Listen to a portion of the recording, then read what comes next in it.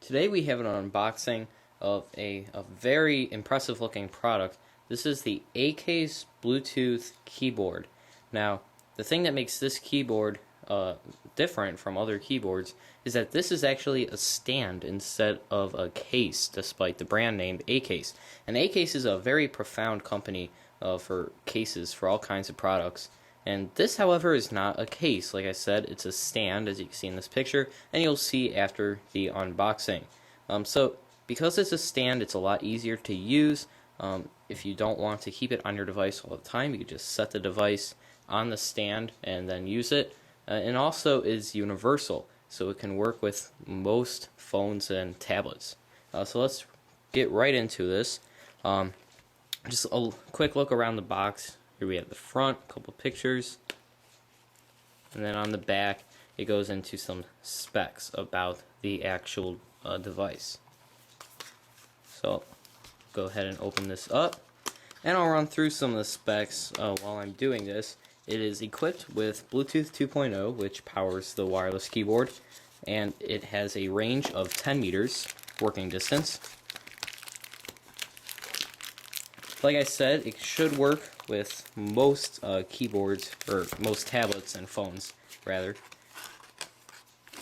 The keyboard is covered in a silicone material.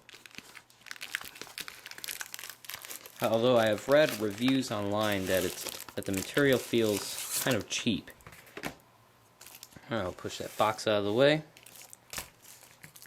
It also has an ultra slim form factor. It's only 1.35 centimeters thick. So we'll just rip this plastic open. The battery in here is a rechargeable battery, 450 milliamp rechargeable battery, and they rate it at about 90 hours of use until you have to charge it again. Okay, so here we have the keyboard. It is now folded up, and you can see just how slim it is. Let me take out my iPad 2 in comparison to this, just so you could get a little bit of feel for how thin this guy really is, because we all know how thin the iPad 2 is. Alright, so here we have my iPad 2. Stack them on top of each other. Better do it this way. If you look at that, it is slightly thicker than the iPad 2. Although it is a little hard to tell because the iPad 2 is beveled, but it is slightly thicker. So, like I said, this is it folded up, obviously. And so let me see if I can figure this out. So, looks like we got magnetic latches here to hold it together. So I'll just unlatch those. And here we are. So here we have the keyboard. The silicone covering. And it looks like these fold like this. These latch. Oh, there we go. Okay, so these magnetic latches kind of go together like that. And that makes the stand itself. Alright, so there it is. Very neat product, actually. Very easy to put together. So it just, again, folds like that. Very easy to take apart and put together. So that's very nice. So here's the stand. Obviously, there's a little bit of bevel here so that it can hold your device securely. The stand feels somewhat secure. On certain parts of it, it moves around a bit. But let's put it up for the real test and set something on here. So, first of all, we're going to start small. Since this is universal, it should be able to hold my iPod Touch. And yes, it does. So, I can tell you, going down at it, it is a nice viewing angle, I can see already. Let's try a tablet. So, again, we'll take my iPad 2.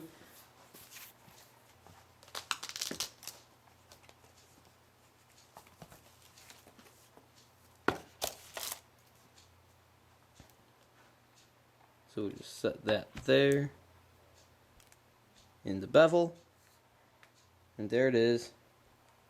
it does feel sturdy enough to hold it so that I wouldn't be concerned about it falling at all.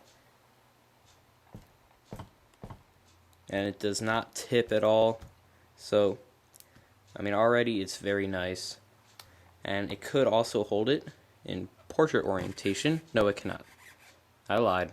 It cannot hold it in portrait orientation. I thought that it should be able to, but it fell apart as soon as I tried to do that.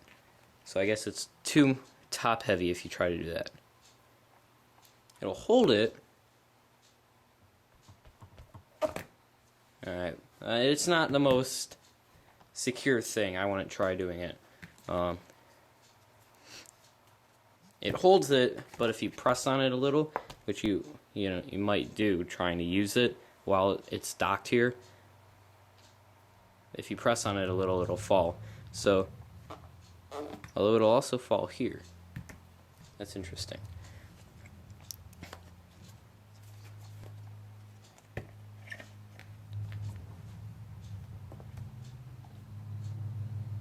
I guess the answer is just don't push on it? I don't know. This is not a review, by the way. This is just a first impressions kind of thing. I will be posting a full review of this keyboard later on, after I have a little bit of time to play around with it. But I mean, I guess you could use it in portrait. I don't know how I would feel putting my iPad up there, because it does seem a little top heavy. If we turn this around, it just fell apart as I was doing that. I'll take the camera down from the tripod, and I can show you that the case covers it only about halfway up, a little over halfway up. So there's all this space up here that is unsupported. So that's the problem there. So, you could use it in portrait, I guess, but I don't know how secure I would feel leaving it like that, and also, using it, tapping it. So I think I would feel more comfortable just leaving it in landscape orientation. So let's try another tablet. And this time we're going to try the HP touchpad. However, the touchpad, I have a case on it, which introduces one of the possible beauties of this keyboard, is that you can use it with a case, possibly, if it will fit within the bevel. So here is my HP touchpad, and again, I have a case on here. This is the standard HP touchpad case that comes with the touchpad. Well, it doesn't come with it, but you can buy it from HP. So that is that, and again, we'll do it this way. Try putting this on here with the case on. And there it is. Now, the case makes it... Oh, it just fell apart on me. Okay. Let's try this again. The case makes it fatter, obviously. And so it doesn't quite fit in the bevel.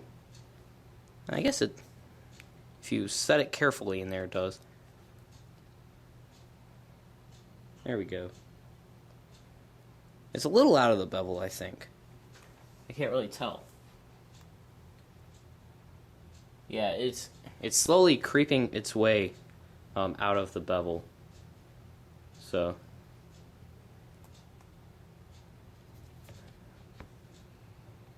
but I think for standard tapping and everything, there's not really a problem. I mean, I'm tapping it pretty hard here and it's staying. However, it can slide out of the bevel. However, I notice it's catching this keyboard now. And so, I mean, not all is lost if it does eventually slide out. But like I said, I don't think that's a problem. Because, look, I'm tapping it pretty hard and it's staying in there. Maybe as you get near the top and you tap it, it gets a little... You can start feeling it's shaky a little bit more, as opposed to tapping it from the bottom. So, that's that. And so, I mean, it works, I guess. But let's try to connect this keyboard. So first I'll navigate to the Bluetooth settings on the iPad. So that is in, if I even know how to do this, I believe it's, yeah, in general, right here, Bluetooth. And we'll just flip that on. And now we got to figure out how to turn this keyboard on. So I see a switch here. There's a switch right here that says on, off. So I'll just switch it to the on position. And we get two blue lights. We get charge and power, so I'll probably, looks like I may need to plug this guy in. I'll just tap the connect button. And after I tap connect on the iPad, it says Bluetooth keyboard. I'll just tap that. And then the iPad displays a message. Bluetooth keyboard would like to pair with your iPad. Enter the pin code 2253 on Bluetooth keyboard, followed by the return or enter key. So I just tap 2253 and then enter. And then it says that it is connected.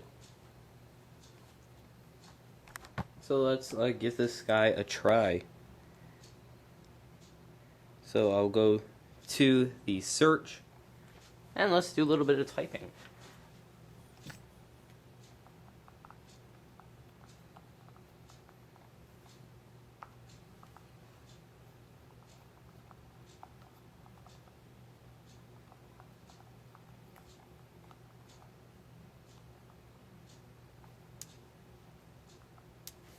Okay, so initial impressions of the keyboard. I typed, "Hello everyone, I'm using a keyboard with my iPad." And initial impressions, it's small.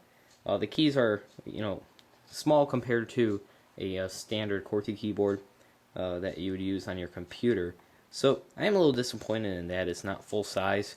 And I found myself, when I was using the shift a couple of times, I would accidentally hit the caps lock or something. And also something that I wasn't initially, initially used to was having to press and hold the shift and then a letter in order to do capital letter, because I'm using the iPad and I'm used to, on the iPad I just tap shift and then I tap the letter. You don't have to press and hold it. But this works much like a computer keyboard where you have to press and hold shift and then the key. So it's just something to get used to. There are some specific commands here. It looks like we have a home button here. Alright, so the square here acts as a home button.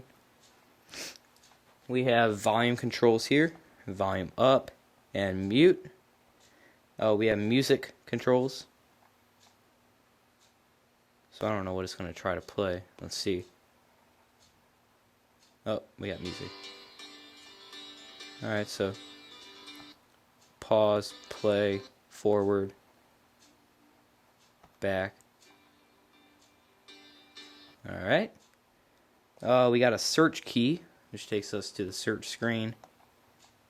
Go to home. And a keyboard. I don't know what that does. Oh, it shows and hides the keyboard. So obviously, when you're using the Bluetooth keyboard, you don't need this on-screen keyboard to be here. So you can just press this keyboard key and it will go away.